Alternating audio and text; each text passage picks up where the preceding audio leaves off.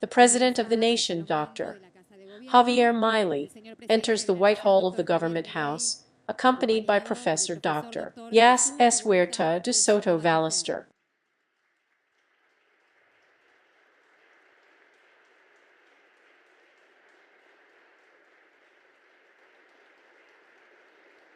Also present are the President of the Honorable Chamber of Deputies of the Nation, members of the National Executive Power, members of the Diplomatic Corps, Secretaries of State, legislators, representatives of the academic field, family and friends of Dr.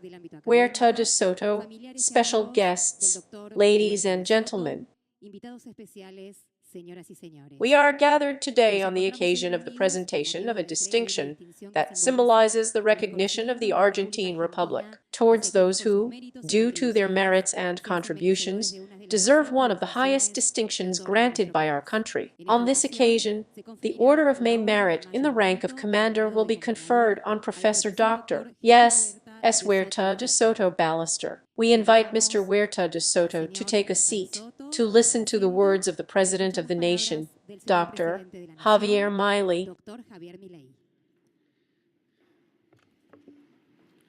Good morning, everyone. It is for me a pleasure and a great honor to have the opportunity to distinguish this colossus of the ideas of freedom, that is Professor Jesús Huerta de Soto. A este coloso de las ideas de la libertad que es el profesor Jesús Huerta de Soto. I say, as I always say, together with our greatest hero of freedom, Professor Alberto Venegas Linchico. They are my intellectual mentors. The mistakes are mine, but let's just say, I owe the good part to them. So that's it. And it is not only this distinction for a mere matter, let's say, of something personal or something like that. It is for the enormous contribution they are making to humanity with their wonderful contributions for their online classes. And for everything that we are learning all the time from them, whether inside the classrooms or outside the classrooms. Maravillosas contribuciones por sus clases online y por todo lo que estamos aprendiendo todo el tiempo de ellos, ya sea dentro de las aulas como fuera de las aulas. And also, given the moment in Argentina, I am very involved with one of the contributions of Professor Huerta de Soto, which is the theory of dynamic efficiency, and that is why today I wanted to tell how important that concept is. Y por eso mismo es que hoy quería contar lo importante que es ese concepto. There is Professor Martin Cross, another colossus. Thank you very much.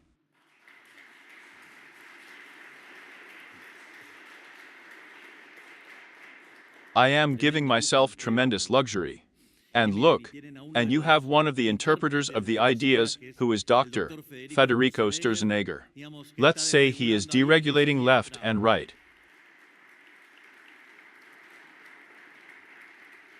Or the Professor Esper, who defends the cuts in Congress.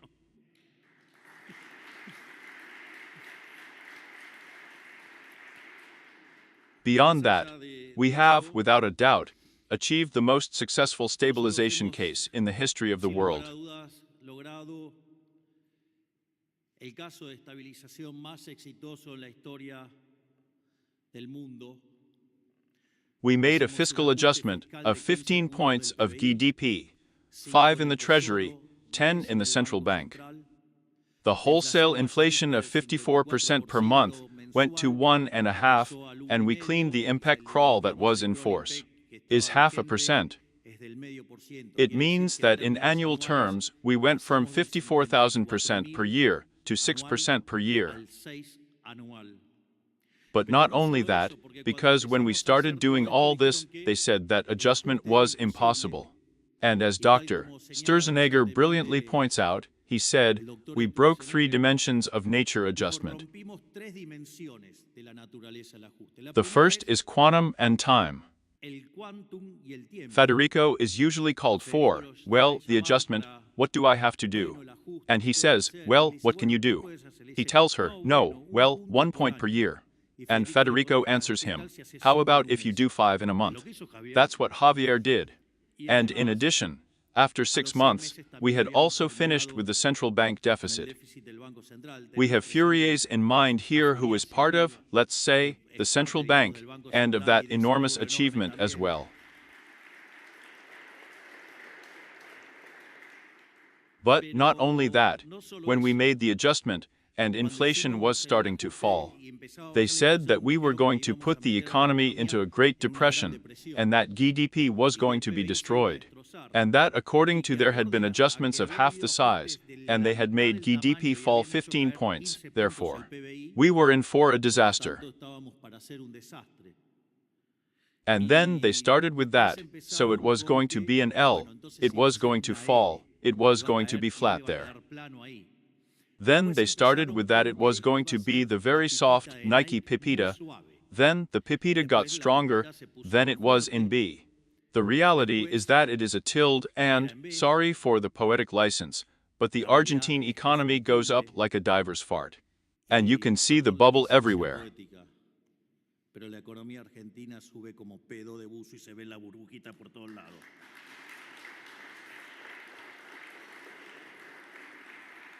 And that is, when you look at the December versus December data in seasonally adjusted terms. In the IME, which is the monthly estimator of economic activity, that is, a proxy for GDP, it grew by 6%. The latest available data is 5.7%, but the seasonally adjusted one is 0.8%, that is.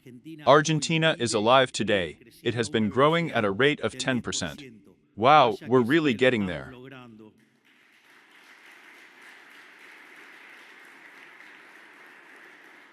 And they also said that we were an inhuman government, without sensitivity, that we did not care about the most vulnerable. Once we came clean about the disaster the previous government left us, obviously coming clean about prices, made poverty clearly jump 57%. Today that number, thanks to the fall in inflation, the recovery of activity, and the cutback of the political carouse, let's say, carried out by Minister Patobello, who is not here because she was busted from the trip, we came from Rome, all sunstroke in addition, which is not noticeable thanks to the fact that Lilia did a neat thing to my face, she did magic directly.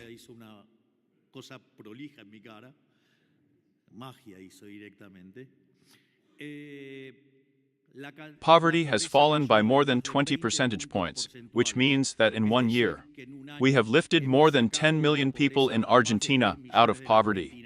Well, if it is not to have sensitivity, to carry forward the ideas of the free market.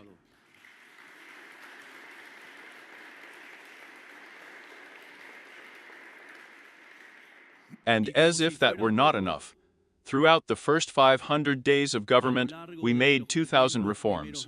That is, 4 reforms per day for 500 days, to paraphrase Minister Petri, a real deregulating machine. And get rid of the state oppressor's paw.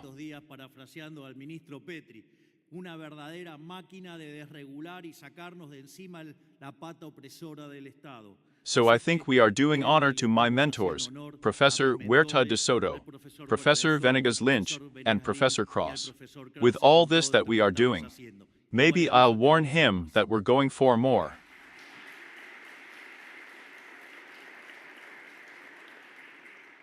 But beyond the results of a successful stabilization program and the good things that are coming forward for Argentines, it seems to me that, and beyond, that by the middle of next year inflation will have been left as a problem in the past.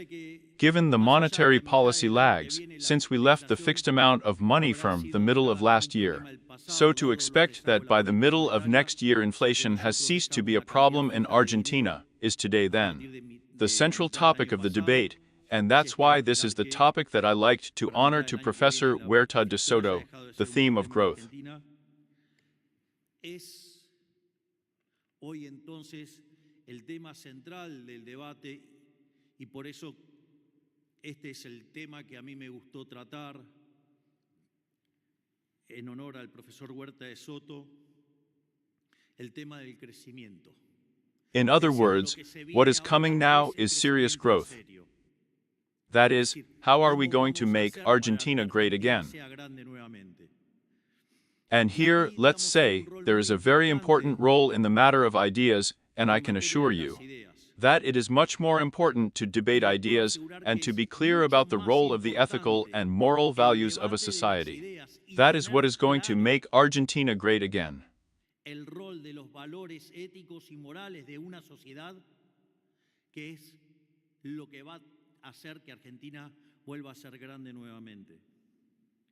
In this sense, what I'm going to talk about is optimal growth and dynamic efficiency.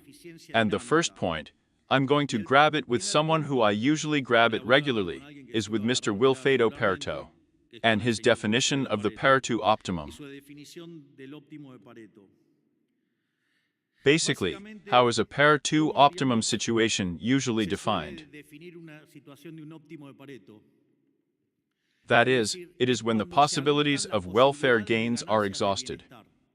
Specifically, if you are in a situation that is not optimal, and you can improve someone without making anyone worse. That is called Paretian improvement, and when that is exhausted, it means that you are at the optimum, and that is the Pareto optimum. That is, it would come to be something like we move from some point inside the borders of possibilities of production towards the limit of the border of possibilities of production.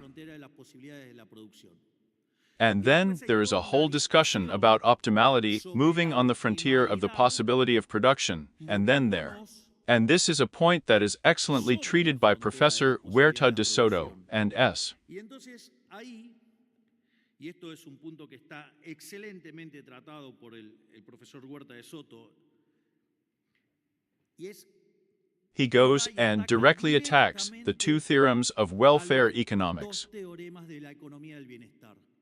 The first of the theorems says that the perfect competition system is Pareto efficient.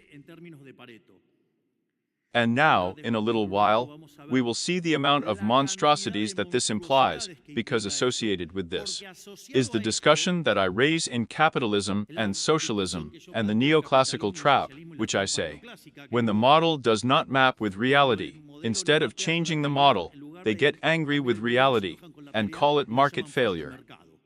Let's say that atrocity derives from the first theorem of welfare economics, and that is that everything optimal. Let's say that the competitive equilibrium is Pareto optimal. And then when reality is not mapped with that monstrosity, then it is called market failure. And that is where all the monstrosities of intervention are born.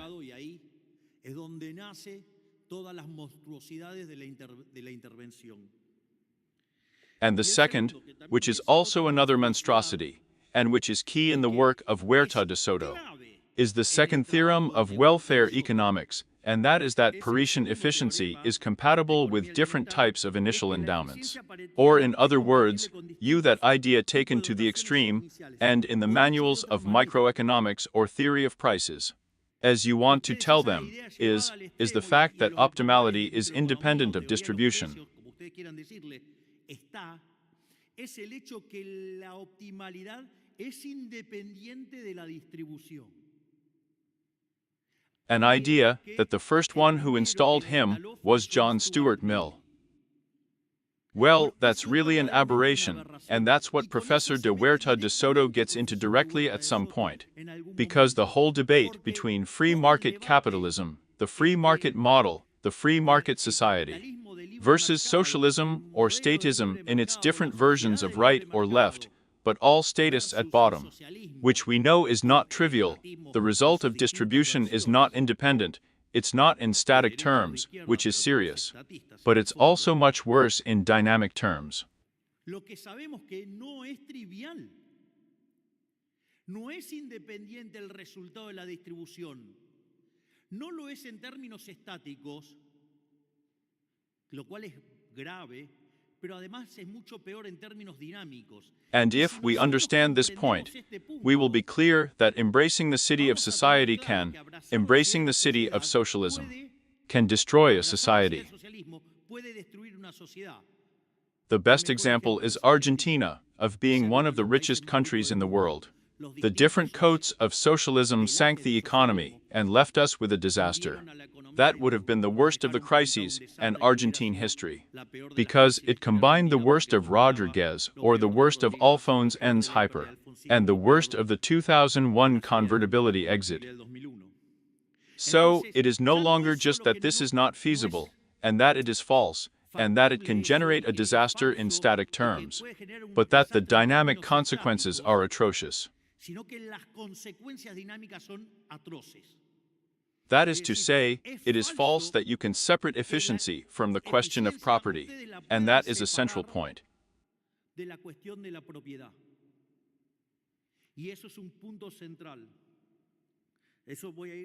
So, now I'm going to mess with the first point. The first point is when the first welfare theorem is not fulfilled, that is, a market failure appears. Now, if you notice, all the market failures are problems that we deal with the mathematics of equilibrium, not with real-life problems.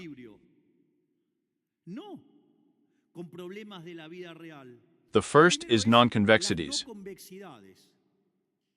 That is, the counterpart of this technical name, not convexities, is the existence of concentrated market structures, or, if you want, in the most extreme case, monopolies.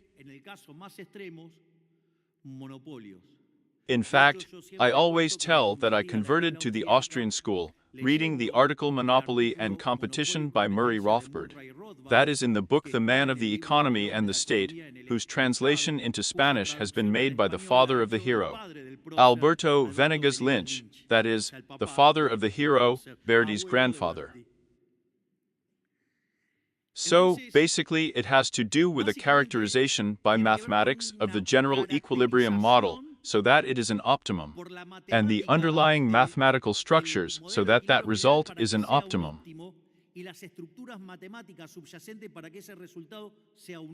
But that is a problem of mathematics. It is a problem in the head of economists. That has nothing to do with the real life of individuals.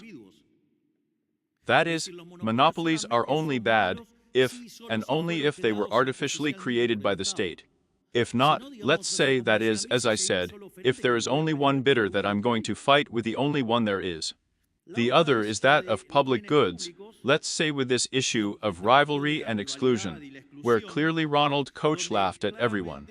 By showing how the lighthouses were, which was a typical case of public good in the 19th century.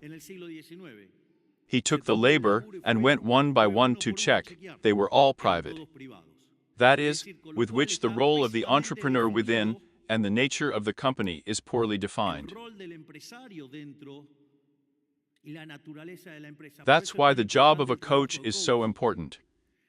Moreover, in a brilliant talk about this by Mart N. Cross, he points out, he goes and reviews the best microeconomics book of the moment, which is undoubtedly Variance, at an intermediate level, and looks for the concept of entrepreneur.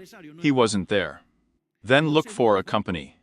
Well, he shows up 4 times, company and firm 4 times. Well, then it's not. It's not hard to understand that, let's say, we have a point against that and the ridiculous. Moreover, there is a phrase by Israel Kirchner, who has worked so hard, and as Professor Huerta de Soto has done, for example, in his doctoral thesis Socialism, Economic Calculation and Entrepreneurial Function, there is a phrase in Israel Kirchner's book. That is creativity, capitalism, and distributive justice, he says. The model of perfect competition is as if it were implicit in the deep parameters, as Robert Lucas Jr. said.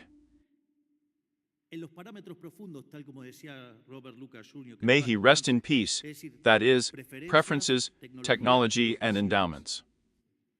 It was like the car was implicit in the amount of steel, say, rubber, glass, leather.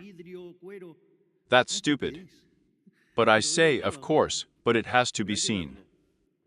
Well, we live dealing with people who don't see it. Well, the other issue is the issue of externalities. Let's say, the consumer ones have to do with the circularity problem, to solve the general equilibrium model.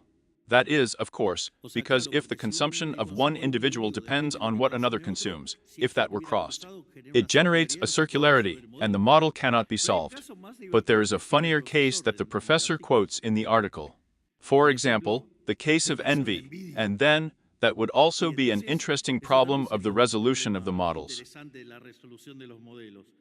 And there are so many of those. Well, then this production, let's say, analyzing this topic, has brought me to so many malicious misinterpretations. And obviously there are, let's say, the problems of asymmetric information, moral hazard, adverse selection. How this is solved with signaling, but more fun also within this family. And that neo-Keynesians tend to use a lot to annoy with their interventions, is the idea of the prisoner's dilemma, that is behind all those that are called the problems of coordination failure. And that's one of the problems. The other problem is that the pair 2 optimum kicks off with economic growth. That is, I put it in a simpler way.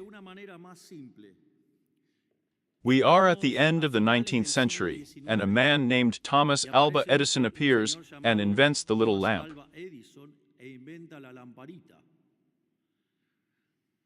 Then there are a lot of guys going bankrupt, called candle makers. I mean, if you start thinking in terms of pair 2 optimal, the situation for those people is disastrous. That is, there is nothing more antipyretic than technological progress. Now, you are killing technological progress, and you are going to be killing the last 250 years of human history, which are the best 250 that man has ever had in his entire existence. Since, let's say, before the Industrial Revolution, the natural condition of man was poverty. And in a situation where 95% of people initially lived below the extreme poverty line, the extreme poverty line has to be changed all the time because it has become absolutely irrelevant.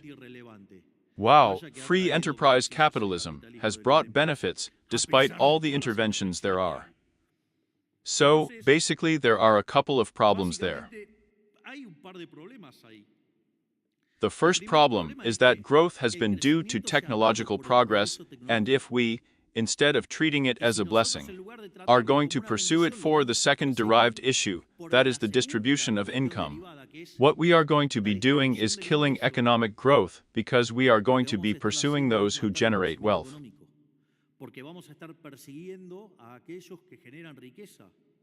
That's why I want to put so much emphasis on this point and put myself as something heavy and dense. But it's the challenge we have in the future. Because now comes the problem or the question of economic growth. And that's why the cultural battle is so important, because if we let the ideas of lefties permeate, all they're going to do is abort economic growth, as they do every time they get involved. And so, notice that online to this problem, there is a very nice article inside the Book of Economics in a lesson by Henry Hasley that attacks the Luddite fallacy, and that is precisely the hatred of the machine. That's exactly what it is, and basically, that book, let's say, is inspired by Bastiat, by what is seen and what is not seen. And basically, if one wanted to put it in neoclassical terminology, when Hazlitt distinguishes between the good and the bad economist, he says that it is the bad economist, the one who looks only at partial equilibrium, looks only at a market and statically. The difference with the good economist is that the good economist looks at the general equilibrium and looks at it in dynamic terms. Don't just look at a single market today, but look at all markets today and in the future. Then we can discuss, let's say, other issues, but let's say, conceptually to put it in the language that we all handle. That's why I do the neoclassical translation. Now then, the first problem we have is already, let's say, there is a problem of dealing with optimality, with the issue of economic growth, because it is kicking off. But not only that, but we can also continue to delve into the nature, let's say, of growth models, let's say the Ramsey model. Now, it's interesting because if you look, and there the interventionist germ appears again, back with the first theorem of welfare economics. If you raise the Ramsey model, in fact, in Xavier Sally Martin's book it raises the Ramsey model, and raises the socialist solution.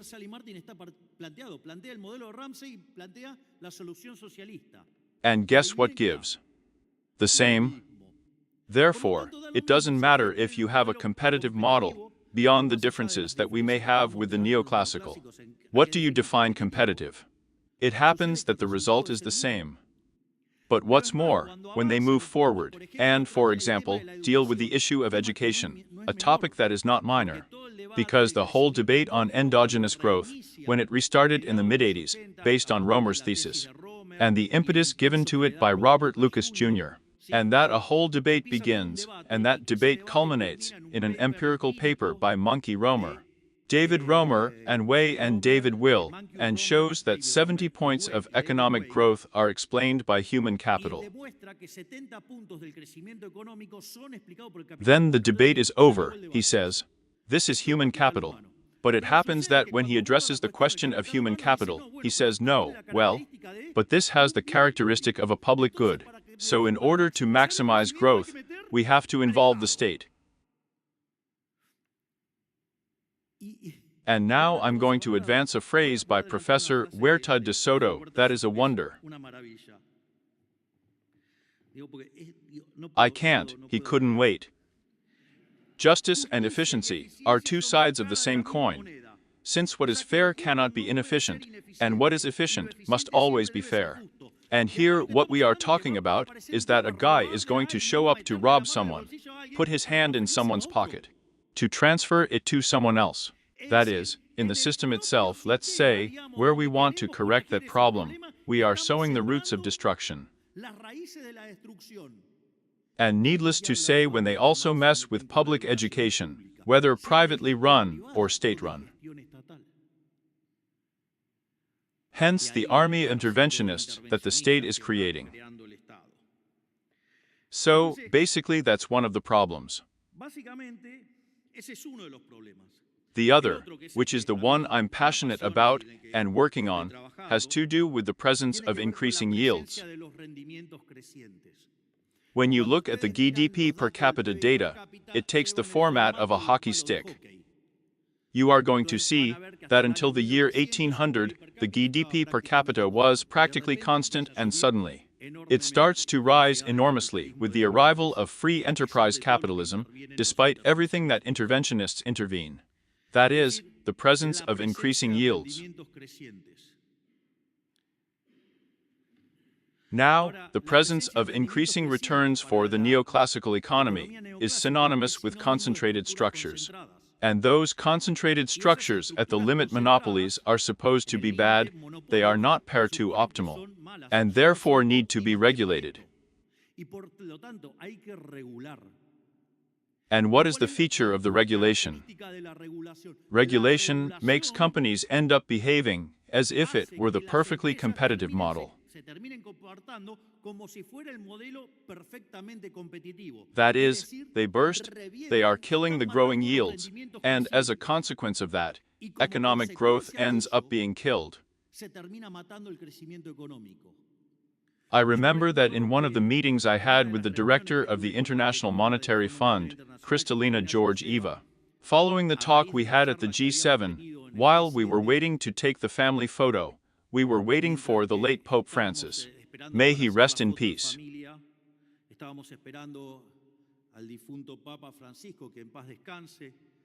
Then we got on, while we were waiting for him, because the cart he came with Maloney in had broken, we went to the side and started talking about artificial intelligence, growth, and so on. And in that context, she quoted me a Keynes paper, that is the economics of my grandchildren, and, well, we were chatting about it. And at the other meeting I explained this theoretical argument, and the funniest thing is that when we went to the other meeting, we had not started the meeting, and she said to me, "President, you are right." And I said to him, "From what?" I said, how many economic achievements perhaps had to do with that. And it was about this point. In addition, I had made the empirical estimate of how much regulations cost the economy, and it is estimated that it causes total factor productivity to lose by more than 1 point, which is a lot. It is a lot. 1 point of growth per year is a lot, between 1 point and 1.5 points. And where if you have a good example for this, let's say, it is Europe. Europe is not growing because it is full of regulations, and that's when he asked me for authorization to summon Dr. Sturzenegger. I say that he is our deregulation man.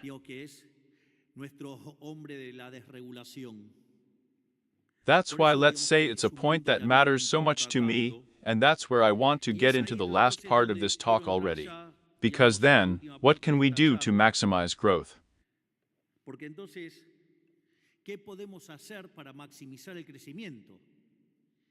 As a way to achieve dynamic efficiency. And there it is very important how Professor Huerta de Soto defines it. I am going to quote it verbatim. In the economic system, it will become more efficient the more and better it promotes creativity and business coordination, in such a way as to continuously move the production possibility frontier outward. That is, what is the institutional system, let's say, what is the framework in which, let's say, I can push more forcefully the frontier of possibilities of production. I mean, how I expand. And that basically has to do with creativity, with the business function. How do I maximize that? What is the institutional framework that maximizes that? I'm spoliating it. That is, obviously, free enterprise capitalism, anarcho-capitalism. So, it's basically built on 3 pillars. One is the issue of the business function, the role of discovery. There is a whole discussion about the principle of appropriation of the ateo extremely rich, and I do not want to expand.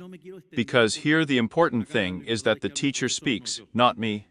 And this he combines with the idea of the creative destruction of his pet, that is, both with a proactive way of looking at this process, let's say, in terms of innovation and discovery. That is, if you look at what this man is proposing, think about the profound parameters of a general equilibrium model. Are we talking about how would de Heber define an economy in terms of deep parameters? It would be preferences, which we know can change, technology, and obviously that, let's say, banishing this idea of technological progress in the Paretian, let's say, leaves it out. So, what we're saying is that technology can change. But not only that. That is, because more or less the topic of technology has somehow been included, but there is something even stronger.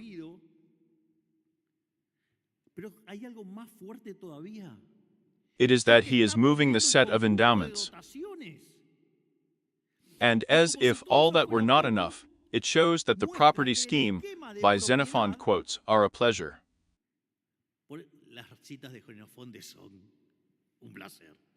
It shows that the form, the institutional setup that I have motivates, or not, that process of creation and discovery.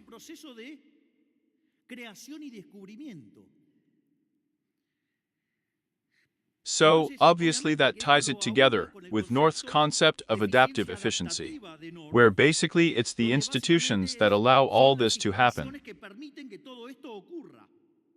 I mean, if I have socialism, this doesn't happen, because I can't appropriate the results of my creative act, of my discovery, of my innovation.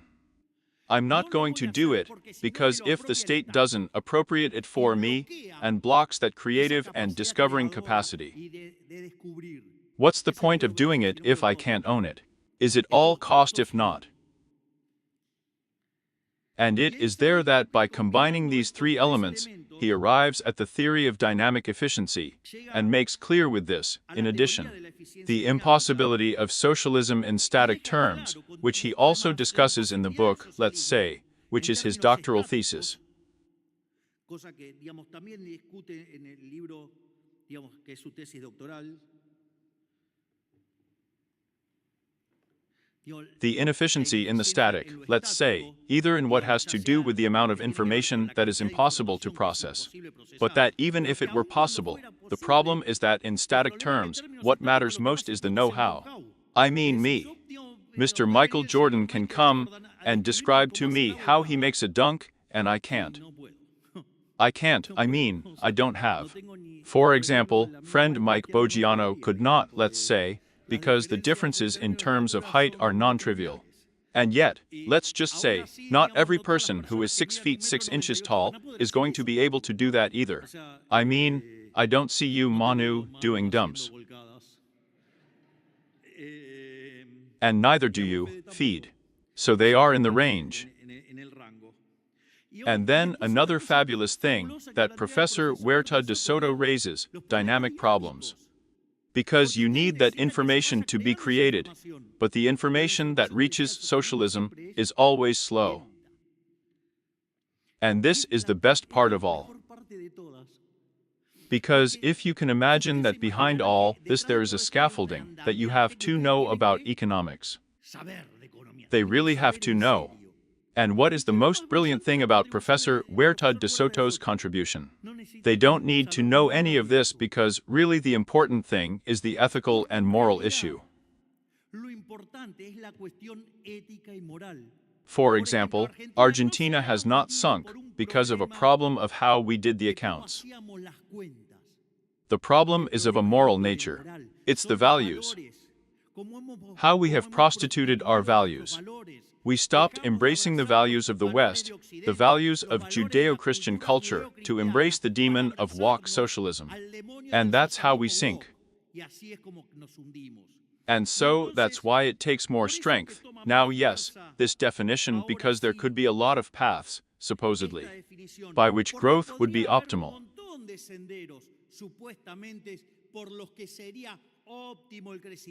No.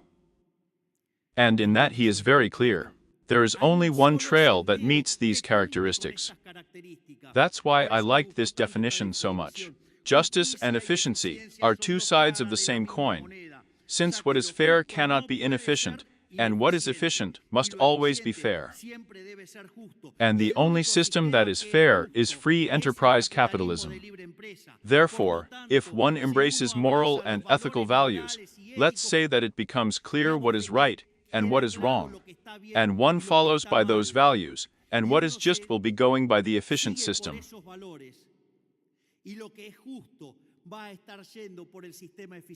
Because, besides, the only system that is fair is free enterprise capitalism. In Israel Kirchner's book on income distribution, he says, what is the capitalist system branded as? It is called unfair. And what does Israel Kirchner say? He says, if that were true, that is, we are more productively efficient. But if it were true that the system is unfair, it is worth defending it. And what is the central test in that work? That the capitalist system is not only more efficient, but it is also the only system that is fair. Therefore, embracing the ideas of freedom, we are going to enter the path of growth that is going to be great to Argentina again. Thank you very much to everyone, and especially to you, Professor Jesús Huerta de Soto. After the words of the President of the Nation, we invite Professor Dr. Jesús Huerta de Soto Ballester to take the stand.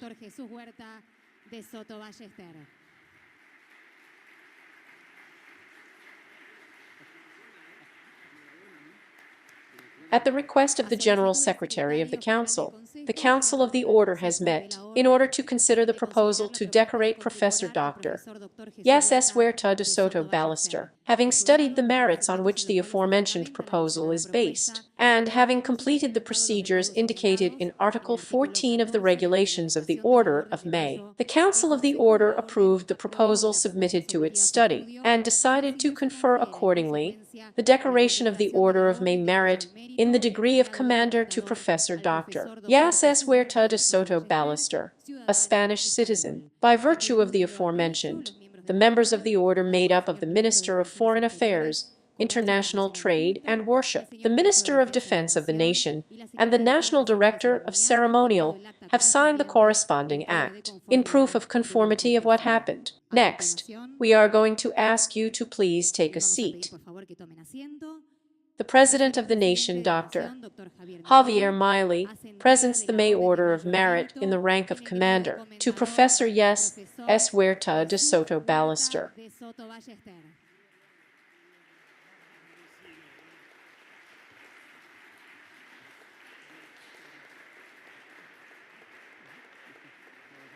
The next speaker is Professor Dr. Jesús Huerta de Soto Ballester. Your Excellency, Mr. President of the Argentine nation, Mr. Javier Milei, what a class in economic theory, what a class. I don't know, the economists who are present will certainly have been able to appreciate it, but for the others I'm telling you, and those who are watching us outside of here, it's a luxury. Nowhere in the world, no head of state has this knowledge, and above all is able to explain it in such a clear and synthetic way. This is a blessing from God for Argentina and for the world.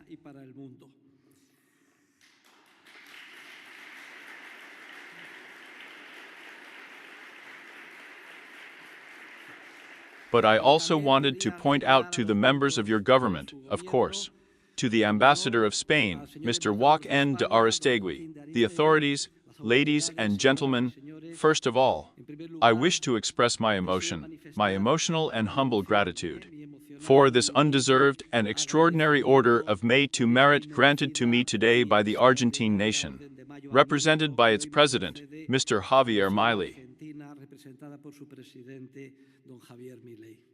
And I want to take this unique opportunity to send a message of encouragement, support and hope to all the Argentine people, and also, of course, to Spain and the rest of the world, who today are following with expectation and the utmost interest what is happening in this great country.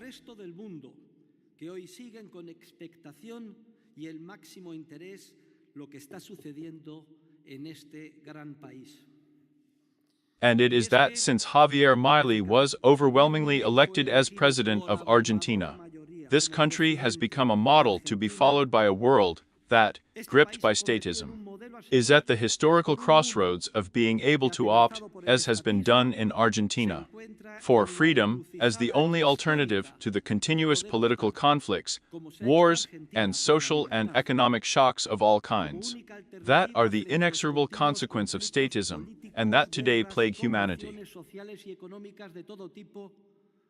Que son la consecuencia inexorable del estatismo y que hoy asolan a la humanidad. The first idea of my speech today is that the state is not necessary. The science,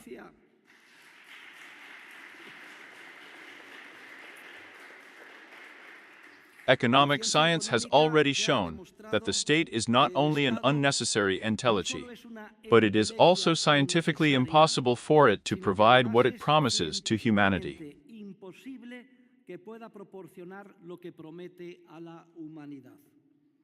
At the popular level, it is thought that the state is necessary, because the existence of it is confused with the essential character of many of the services and resources that today poorly offer on an exclusive basis. Human beings observe that roads, hospitals, schools, public order, for example, are provided by the state. And since they are very necessary, they conclude without further analysis that the state is also indispensable. They do not realize that the aforementioned resources can be produced with much higher quality and in a more efficient, cheap, and, above all, moral way through the spontaneous order of the market, entrepreneurial creativity, and private property.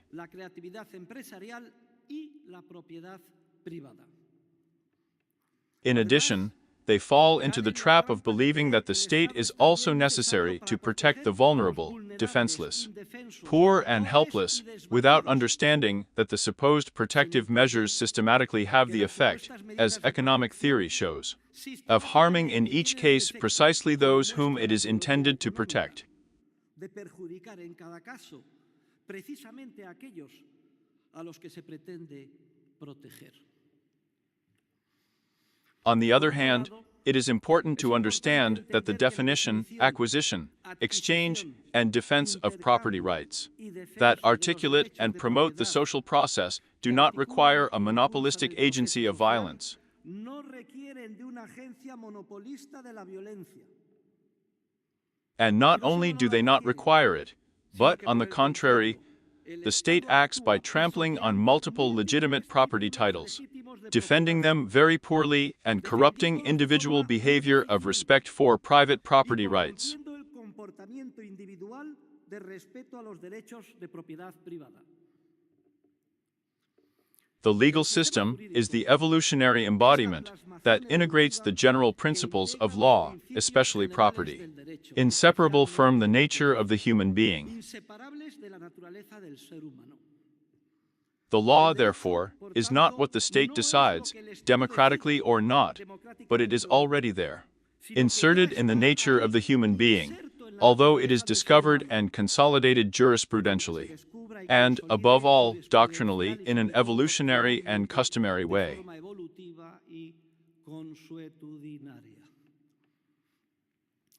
And the state is not only not necessary to define the right, it is also not necessary to enforce and defend it. And this should be especially obvious in current times, in which the use, even by many government agencies, especially in my country, of private security companies is the order of the day. Especialmente en mi país, de empresas privadas de seguridad está a la orden del día. It cannot be pretended that we will explain here in detail how the private provision of what are considered today as public goods would work. And, in fact, not all the business solutions that an army of entrepreneurs would give to the problems posed can be known today, if they were allowed to do so. But what even the most skeptical have to admit is that what we already know today is that the market, driven by human, creative and coordinating action, works, and precisely does so to the extent that the state does not intervene coercively in its social process, and that difficulties and conflicts always arise precisely where the spontaneous order of the market is not allowed to develop freely. Donde no se deja que se desarrolle libremente el orden espontáneo del mercado. That is why, and regardless of the effort that can be made imagining how the anarcho-capitalist network of private security, defense and arbitration agencies, each of which sponsors more or less marginally alternative legal systems, would work, we must never forget that what prevents us from knowing exactly what the future without the state will be like, precisely the creative nature of the business function, is, as Kirchner says, what gives us the peace of mind of knowing that any problem will tend to be overcome by dedicating all the effort and entrepreneurial creativity of the human beings involved to its solution. Al dedicarse a su solución todo el esfuerzo y la creatividad empresarial de los seres humanos implicados. But the state is not only not necessary, as we have just seen, but also, and secondly, it is an impossible entelequy, in the sense that it cannot achieve what it promises.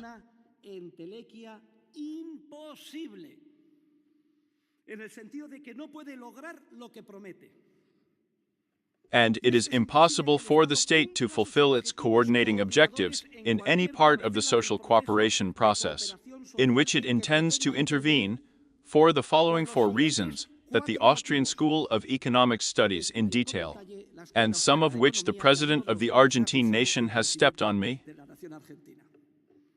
First, because of the enormous volume of information that would be needed for this, and that is only found in a dispersed or disseminated form in the 8 billion people who participate in the social process every day. Secondly, given the predominantly tacit and inarticulate nature, and, therefore, not unambiguously transmittable, of the information that the state intervention body needs to give a coordinating content to its mandates. Thirdly, because the information that is used at the social level is neither given nor static, but changes continuously as a result of human creativity, it being obviously impossible to transmit today information that will only be created tomorrow, and that is what the state intervention body needs so that tomorrow it can achieve its objectives.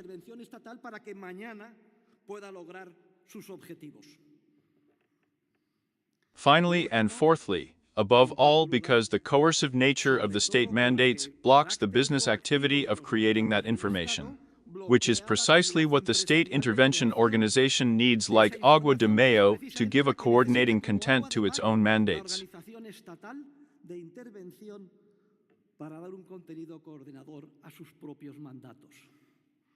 These are the four reasons developed by the Austrian School of Economics to explain the theorem of the impossibility of socialism, or rather of statism, whether left-wing or right-wing.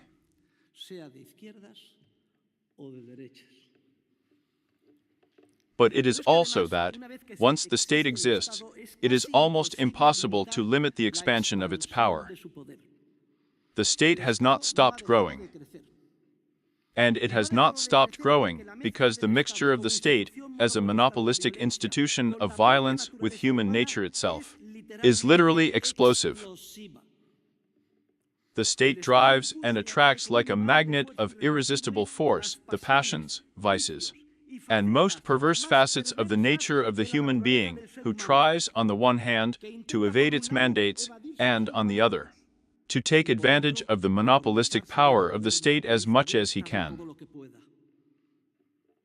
In addition, the combined effect of the action of the privileged interest groups, the phenomena of governmental myopia and vote buying, the megalomaniacal character of the political caste, and the irresponsibility and blindness of the bureaucracies, generate a dangerously unstable and explosive cocktail continuously shaken by social, economic, and political crises that, paradoxically, are always used by the political caste to justify further doses of intervention that, instead of solving, aggravate the problems even more.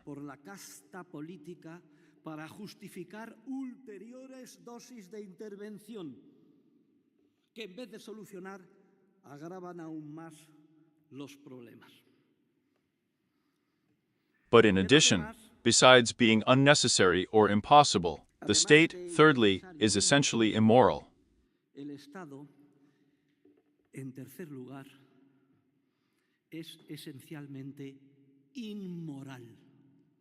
The state has become the idol to which everyone turns and worships.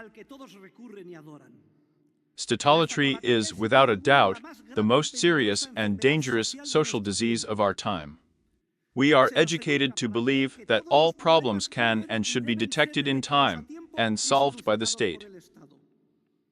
Our fate depends on the state and the politicians who control it, who must guarantee us everything that our well-being demands. The human being remains immature and rebels against his own creative nature, which is what makes his future inescapably uncertain. She demands a crystal ball that ensures she not only knows what is going to happen, but also that any problems that arise will be solved. This infantilization of the masses is deliberately encouraged by the political caste as it justifies its existence and ensures its popularity, dominance, and ability to control.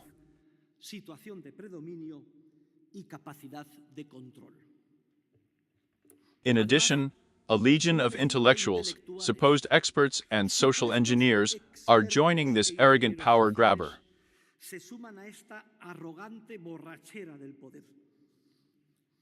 And even the church and the most respectable religious denominations have not been able to diagnose that statolatry is today the main threat to the free, moral, and responsible human being.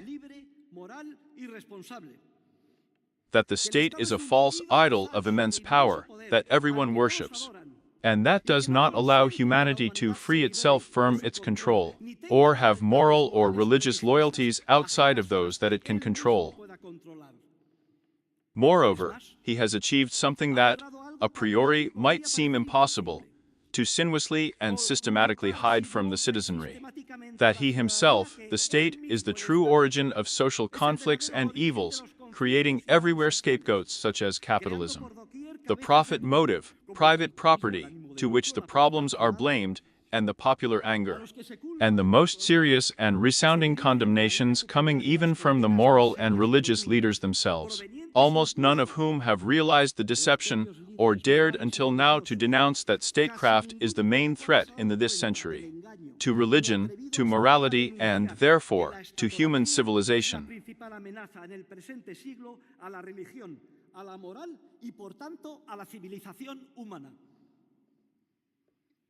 Perhaps the main exception within the Church is the one included in the brilliant biography about Jesus of Nazareth, written by Benedict XVI. Sea la incluida en la brillante biografía sobre Jesús de Nazaret, escrita por Benedicto XVI.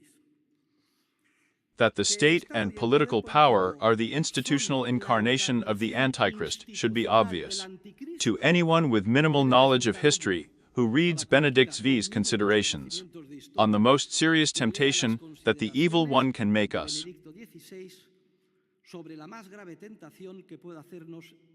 And I quote Ratzinger. Now I'm going to quote you literally, page 66-67. Says the following, Ratzinger, "The tempter is not so crude as to propose to us directly to worship the devil. He only proposes to us to decide for the rational, prefer a planned and organized world in which God can occupy some place, but as a private matter without interfering in our essential purposes." Only Fife attributes a book to the anarchist entitled The Open Way for Peace and the Well-Being of the World, which becomes, so to speak, the new Bible, and which has as its essential content the worship of well-being and the rational planning of the state. And here ends the quotation, without waste, of Benedict XVI.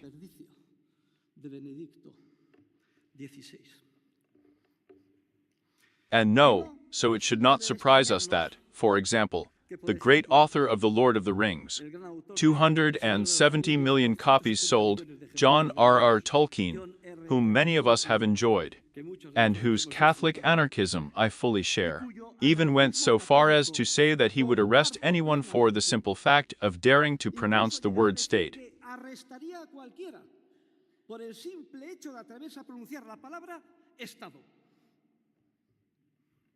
Therefore, since the state is always and everywhere a reality of systematic violence and coercion against the innermost essence of the human being, which is his capacity to act freely, creatively, and spontaneously, it is inescapable to conclude that the state is essentially immoral, and that statism constitutes the main threat to humanity.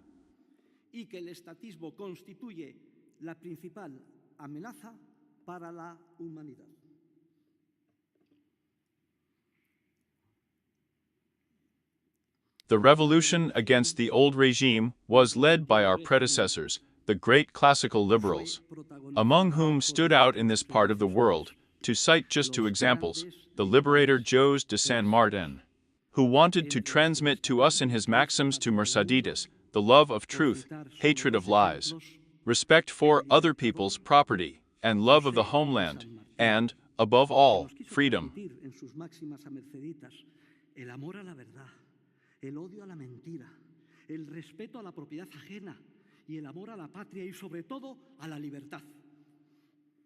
Or the very father of Argentine liberal constitutionalism, the great Juan Bautista Alberti. Well, if we want to be loyal to these heroes and fathers of the Argentine homeland who have preceded us, it is our responsibility to finish the work they started and to do so recognizing that this work of the old liberals today has its natural continuity in the anarcho-capitalist revolution of the XI century. En la revolución anarcocapitalista del siglo XXI.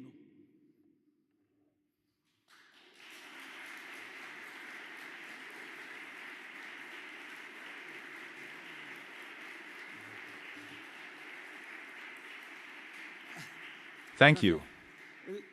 Anarcho-capitalism is the purest representation of the spontaneous order of the market, in which all services, including those of defining law, justice, and public order, are provided through an exclusively voluntary process of social cooperation.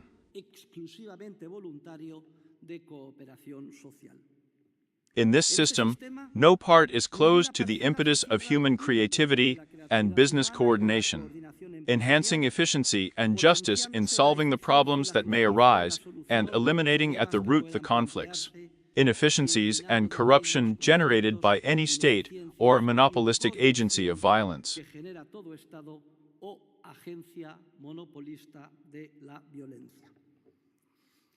And I'm done. The message of anarcho-capitalism is therefore clearly revolutionary. Revolutionary in terms of its objective, the dismantling of the state and its replacement by a competitive market process, constituted by a network of private agencies, associations, and organizations.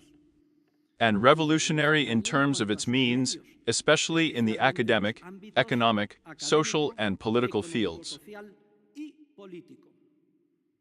Firstly, in the academic field of economic science, which becomes the general theory of the spontaneous order of the market, extended to all social areas, and which is the one developed by the Austrian School of Economics, incorporating the analysis of the effects of social uncoordination generated by statism in any area in which it affects, and also the study of the different ways of dismantling the state, of the necessary transition processes, and of the comprehensive privatization of all services that are considered public today, and that, therefore, constitutes and becomes a priority field of research within our discipline. Secondly, the economic and social revolution. We cannot even imagine the immense human achievements, advances, and discoveries that can be achieved in a business environment, completely free of statism.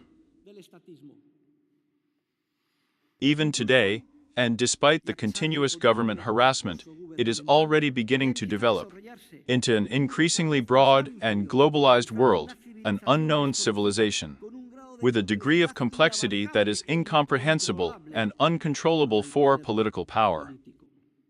And the fact is that the strength of human creativity is such that it ends up surfacing even through the narrowest cracks left by governments. And as for human beings, as they become more aware of the essentially perverse nature of the state that restricts them, and of the immense possibilities that are frustrated every day when it blocks the driving force of their creativity, citizens, human beings, will stop believing in the state, and the social clamor for its reform and dismantling will multiply.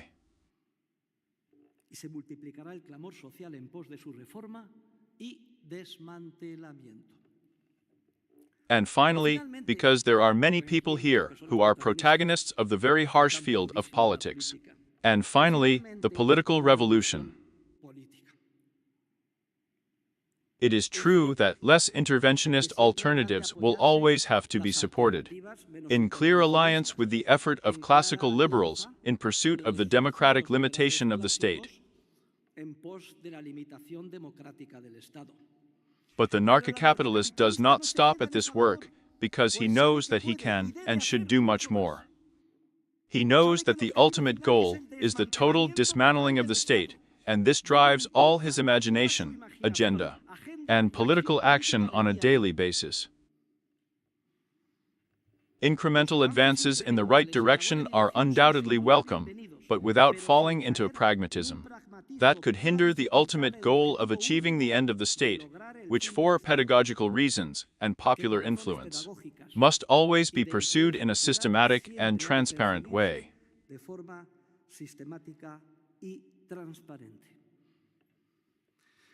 Therefore, an exciting future is opening up for them, in which multiple new paths will be continuously discovered, that will allow us to move towards the narco-capitalist ideal, helping everyone to get off the drug of statism, so that we can live in freedom and responsibility.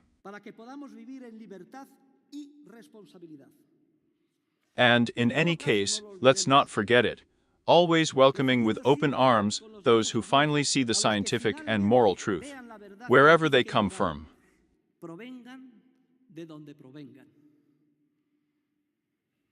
This future, which although it may seem distant to us today, at any moment can witness giant steps that even surprise the most optimistic.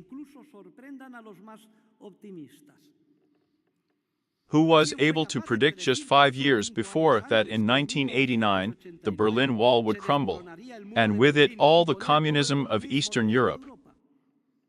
Who could have even imagined that barely a year and a half ago the Argentine people would choose to assume the ideological and political leadership of humanity, freely electing the first libertarian liberal president in history?